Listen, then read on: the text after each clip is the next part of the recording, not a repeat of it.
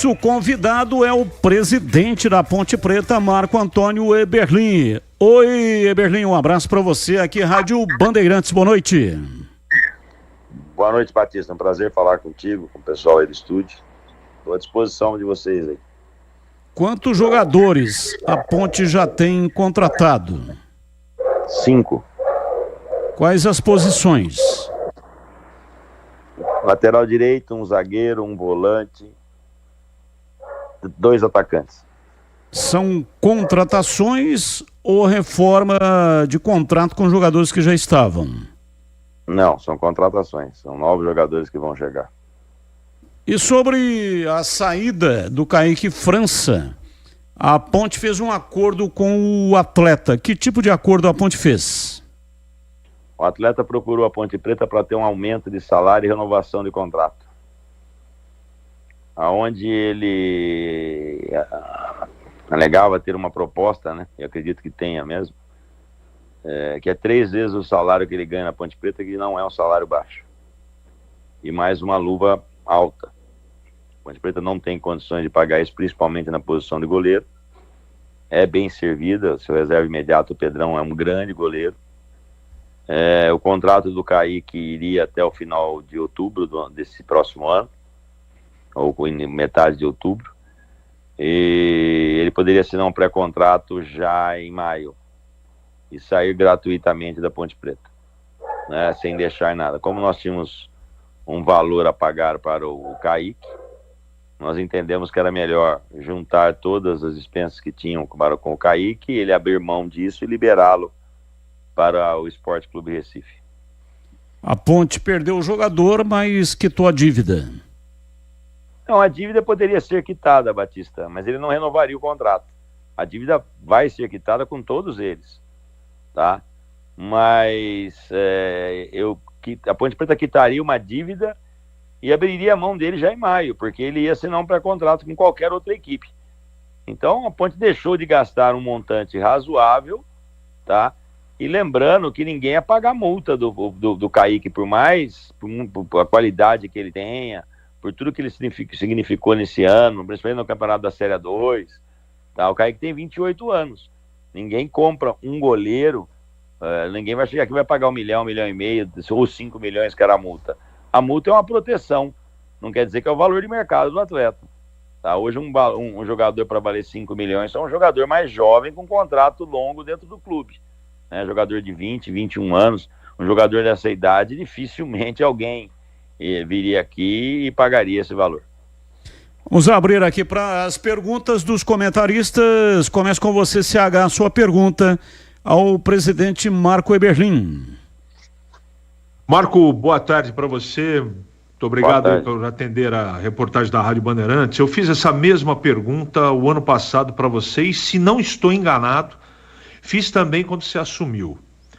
Como é que está o planejamento financeiro da Ponte? Como será o ano de 2024? Igual ao ano de 2023, aproximadamente, ou vai ser um planejamento financeiro inferior?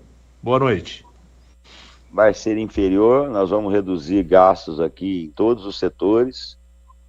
Ponte Preta precisa, principalmente, chegar no ano de 2024...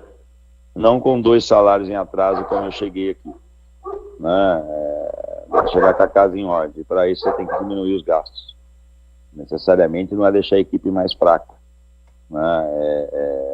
Contratar aqui com um critério maior ainda. Quem está fazendo a montagem da equipe passa pelo crivo do João Brigatti. Eu faço o papel de executivo, outros membros da comissão técnica levam os nomes, o João também procura nomes. É consenso, mas é a preferência dele, e nós estamos contratando, mas dentro de uma realidade um pouco menor, e como eu disse, corte na base, corte na administração, corte no departamento de futebol, corte nos valores de jogadores, para que a Ponte tenha um ano menos sofrido aí financeiramente, e que tenha um melhor ano quanto a parte dentro do gramado, né, do futebol, melhor jogado e melhor competitivo. Vamos lá, Tigrão, a sua pergunta ao presidente Marco Eberlin, o nosso convidado de hoje, Tigrão. Perdemos o contato aqui momentaneamente com o Tigrão. Prenderam o Tigrão. Mas daqui a pouco a gente retoma o contato. Já, né? Já a gente retoma o contato com o Tigrão. Ô Marquinho, qual é o dia? Bom, primeiro, qual é o dia da reapresentação? E quando é que a Ponte terá todos os jogadores à disposição do Brigatti para começar a pré-temporada? Nós queremos que ele tenha o maior número possível de atletas na reapresentação, ou até a totalidade das contratações. Como eu disse, estamos tendo que usar um pouco mais de critério agora esse ano. Tá? Mas a representação na Ponte é dia 2 de janeiro. 2 de janeiro, e nesse Dessa dia... vez faz a pré-temporada em Campinas mesmo. Campinas. E nesse dia... Para evitar gasto também. Uma pré-temporada num hotel, como a Ponte fez nos últimos 2 anos, custa quase 300 mil reais. Então nós vamos deixar de gastar esses 300 mil reais e vamos fazer em Campinas com as mesmas condições e de logística. Então só não tem aquilo do jogador ficar 20 dias, 15 dias no hotel, né? Mas talvez iremos ficar também no hotel aqui pelo menos 8 ou 9 dias aqui em Campinas. E nesse dia 2, quantos jogadores estarão contratados? Olha, a gente pretende ainda, pelo planejamento do João, mais 4 contratações, tá? Vamos acreditar que realmente isso possa ocorrer agora, de hoje até o final do ano, para que eles estejam aqui. Vamos lá. Ô Tigrão, a sua pergunta ao presidente Marco Eberlin. Quero me desculpar que eu tive que me ausentar aqui do ar um momentinho para atender uma ligação aqui de urgência, mas já está tudo certo. Obrigado ao Marco Eberlin por estar mais uma vez nos atendendo. O Marquinho, se você me permite, eu queria fazer, porque o tempo é limitado, eu queria fazer um pinga-fogo com você, assim, para a gente abordar um maior número de temas, para a gente abordar um maior número de temas e poder explorar melhor a entrevista, que é muito importante. Pode ser? Manda ver, Tigrão. O que aconteceu com o Kaique França? Se a pergunta já foi feita, me perdoe, mas na minha ótica, ele era a principal moeda de troca da Ponte para dar uma oxigenada no caixa. E aí a Ponte, a informação que a gente tem é que ele foi liberado num acordo em função dos débitos que a Ponte tinha com ele, inclusive de fundo de garantia. Já explicou. O presidente já explicou. Vamos para a próxima.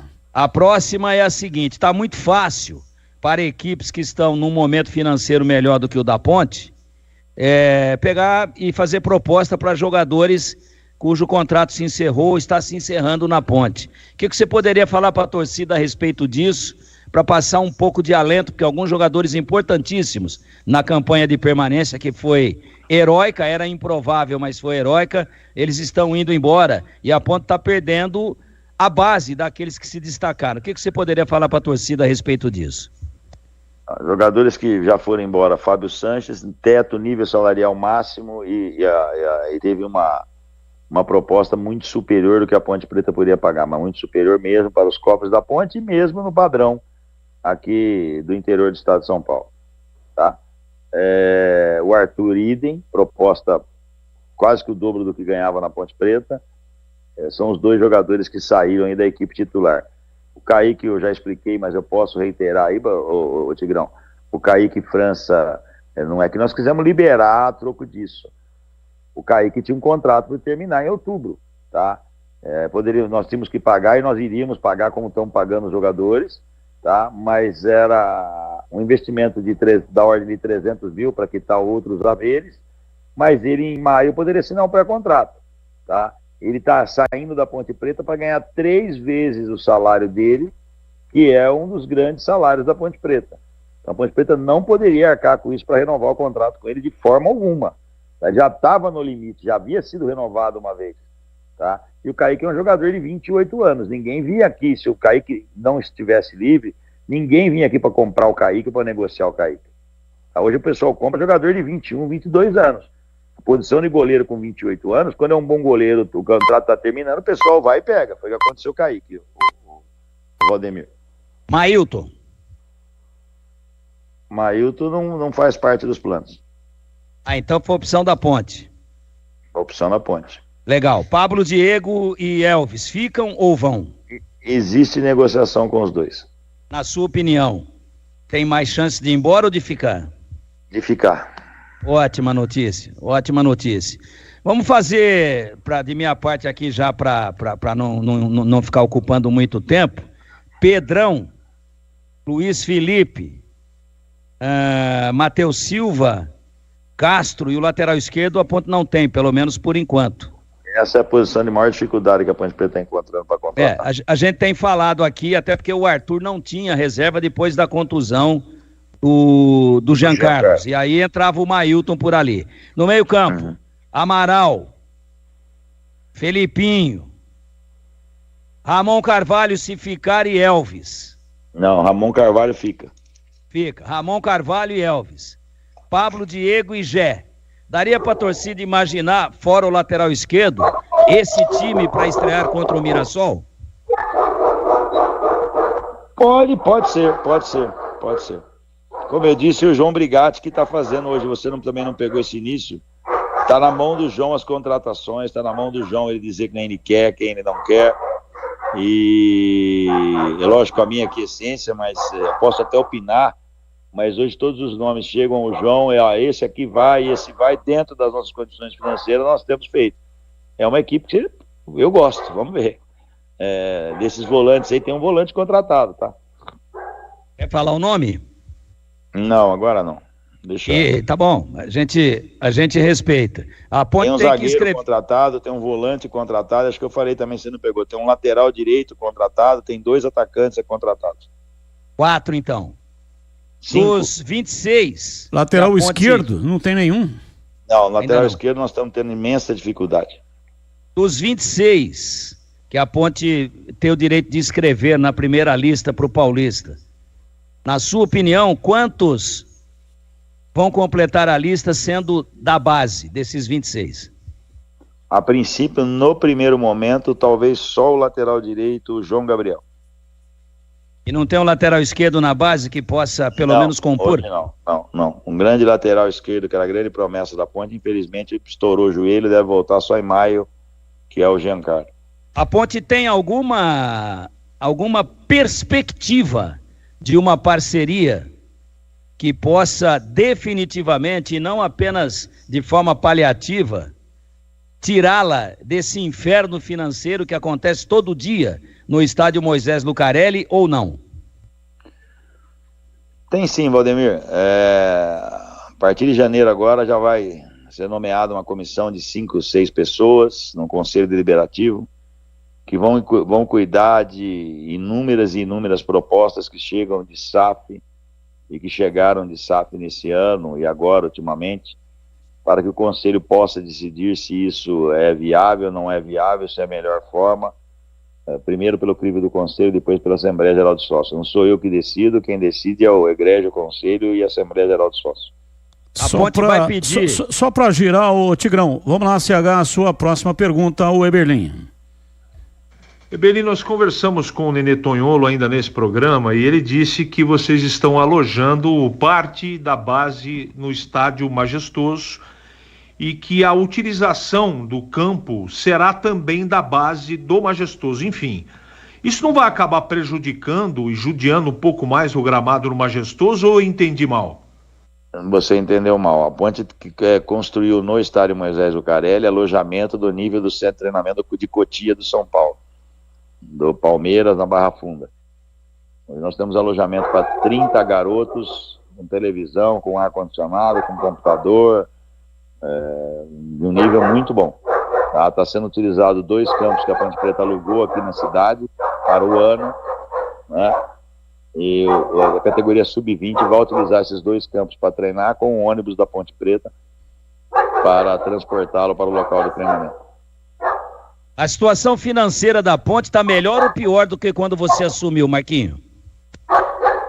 A situação financeira da Ponte Preta hoje é muito melhor que quando eu assumi. Quando eu assumi, os funcionários tinham 4 meses de salário atrasado. Ô Marquinho, a Ponte acertou com a Diadora, será o fornecedor de material em 2024? Para fevereiro, possivelmente, quase que certeza já, a Diadora vai ser o fornecedor de material. Mas não inicia, o Campeonato Paulista começa dia 21. Não inicia por falta de tempo para se preparar o material, Batista. E foi algum negócio vantajoso para a Ponte, esse contrato com a Diadora? Uma grande marca já é um negócio vantajoso, né?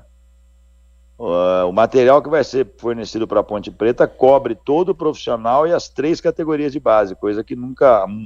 Eu não lembro de todo o tempo que eu fiquei, pois eu saí, né? Mas não lembro do material fornecido que supria também o departamento de base. Então tá bom, Marquinhos, um abraço para você, muito obrigado. Batista, você não me perguntou, eu vi um passo nas redes sociais, os funcionários da Ponte Preta ontem receberam 13º, sim, falta Jaguariúna agora, que será pago a semana que vem. Todos então, os funcionários do estádio, do CT, receberam 13º, sim. E o salário? Então, o salário nunca foi atrasado, Batista. Desde que eu cheguei na Ponte Preta, salário de funcionário é 5º dia útil. Coisa que não ocorria, hoje ocorre. Batista, Oi. Só para mais uma minha aqui, aproveitando a disponibilidade e a atenção com a gente aí do Marquinho, o que você acha, apesar que o elenco não está fechado, mas está todo mundo se mexendo, são 16 times, né? 4 grandes e muitos times do interior, hoje mais estruturados do que a Ponte, hoje, né? Daqui a pouco esse cenário pode mudar, mas hoje Novo Horizontino, Mirassol, enfim, a gente vai, o Água Santa, levando jogador aí pelo dobro do salário, segundo você, no caso o Arthur, Botafogo, né? Com uma parceria com uma SAF também, dentro desse cenário, com as dificuldades que a gente sabe que existe para contratar, o que você acha que a Ponte pode, projetando, fazendo um exercício de futurologia, que a Ponte pode realizar no próximo Paulistão que vem aí, que vai ser extremamente difícil? Num primeiro momento, fazer um campeonato sem sofrimento. Primeira fase é fase de permanecer. E ocorreu isso, já briga para classificar entre os 4. Né? Entre os 2, aliás. Vamos pensar, vamos comer os boi aos bifes. O que eu quero e pedir para o João Brigatti, Tigrão, para ser bem elucidativo para você, para os torcedores, uma Ponte Preta, teve jogos no passado, no início do campeonato, que eu gostei muito e já falei para vocês, mas na mão do Brigatti, uma Ponte Preta do Avaí para o CRB. Uma Ponte Preta briosa, e às vezes até não tão organizada, mas que brigou, que propôs, que foi atrás do resultado, né, que soube sofrer, mas soube jogar. Que a Ponte Preta seja assim no Paulista e também no Brasileiro da Série B. Para você, um Natal abençoado aí para você, para sua família, e um 2024 com saúde e realizações no plano pessoal e também aí no comando da Macaco. Um abraço, muito obrigado pela entrevista. Um abraço, um Feliz Natal a todos, a toda a sua equipe, Tigrão, Carlos Henrique, você, Batista. Que tenhamos aí um ano de 2024 muito melhor do que foi 2023, que para o torcedor pontepretano também tem um grande Natal e que ele volte ao estádio, que ele não fique nas redes sociais, que ele não fique no WhatsApp, que ele consuma a Ponte, que ele ajude a Ponte Preta, a maior torcida do interior do Brasil, ela presente no estádio.